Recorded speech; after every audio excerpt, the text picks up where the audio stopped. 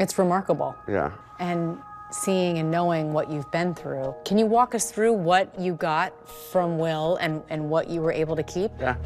I'm on the cot cart, so it starts right here, and then it goes down, and then everything under is Will's.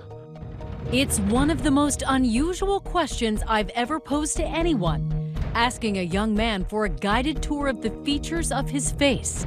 So when you look in the mirror, what do you see? Me? Yeah, I see me.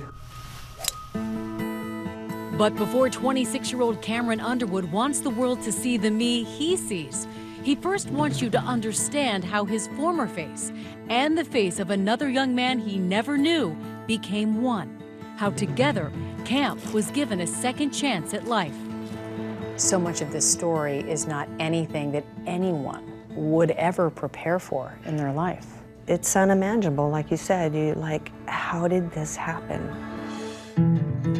Cam's mom, Bev Bailey Potter, believes God put her on earth to be a wife and mother. Her greatest joy, her 4 children, the oldest, Julie, and then the 3 boys, Aaron, Brad, and her youngest, Cam. They were just so close, and I always took pride in that. I think that there's a bond between the 3 of us that's different than any other brother bond I've ever seen. A close-knit family grounded in their faith. Cam's grandfather founded the United Pentecostal Church in the Northern California agricultural community of Yuba City. Faith is the essence of everything in our family. Without that foundation, I think this journey would have been a lot more difficult.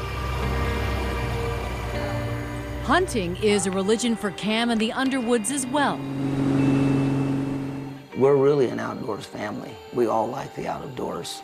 Hey, Cam! He grew up on the lake, and he was just a natural athlete. He was good. Hey, Cam, what you got? Show me the game ball.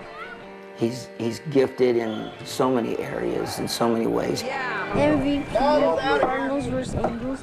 Cool, son. He was just easy. He was always quiet, a little more on the shy side, but just a wonderful spirit about him, easygoing. But by the time Cam gets to high school, his spirit isn't the first thing most people notice about him. It's his face. Cam was a very handsome, handsome boy. You know, a smile would light up his face, and it was so evident in his eyes. It's just a handsome boy. Women started noticing him more and more. We would walk into places and, you know, ladies' heads would turn. But for Cam, there's only one girlfriend. I would say he was in love with her, for sure. The couple date for years after high school, planning a future. Cam starts working in his stepfather's business, heavy equipment repair. He made so much money, he bought his own house at the age of 19. But the family says Cam becomes a workaholic, pushing himself, working too hard, and playing hard too. You know, we'd call each other, we'd meet up, usually at Cam's house, and go drink some beers. You know, it started out, it was fun. You're 21, everyone drinks and goes and has a good time. But Cam isn't everyone. His mom, Bev, says even with everything going for him, that bright light that had always shone in Cam's eyes begins to fade. Good-looking, driven, self-sufficient, and yet at some point you noticed something dark. You know, I have a clear memory in my mind. I saw him walk across the parking lot, and he just looked so sad and so empty. I just thought, what's he going through? Is he unhappy? Turns out he is. The family says Cam kept his loved ones completely in the dark, rarely showing his emotions, even as the life he counted on was falling apart. Like when he and his girlfriend broke up. I think being with somebody for that long, obviously there's a huge gap left in your life now. I know he started going out more and you know, partying a little more at that time. And over the next few years, Cam and his closest old cohorts had drifted apart. Drinking buddy Kevin started a family of his own, and both his older brothers now had new jobs and moved out of state. What impact did their absence have on Cam, his best friends? Huge.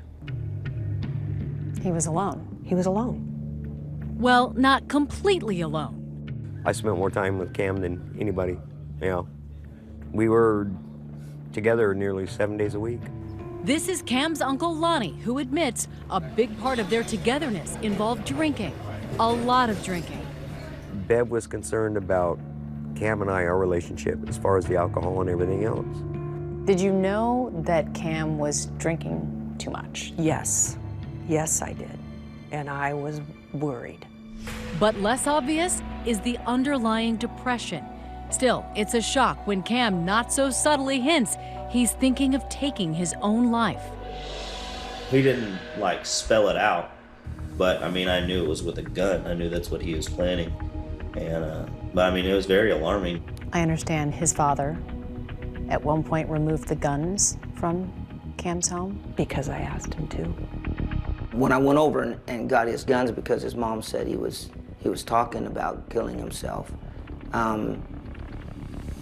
I never thought he would go that far. Turns out Cam's father, Randy, removed all the guns, all but one, a shotgun Cam kept in his safe. Which brings us to a Sunday night that June. Get a text from Cam, you know, it's like, hey, why don't you just come down and stay the night? It's like, okay. I got to his house, all the lights were on, which I expected. Door was unlocked, I walked in, nobody in the living room, and I figured he was probably in the bedroom. Lonnie walks into that bedroom and into a nightmare. Blood everywhere, and Cam staggering against the wall. I think that is probably the point I went into shock. Cam had put a shotgun under his chin and pulled the trigger. He is rushed to the hospital. Do you remember what you were thinking? I was praying. That's what I was doing. That's what I was doing.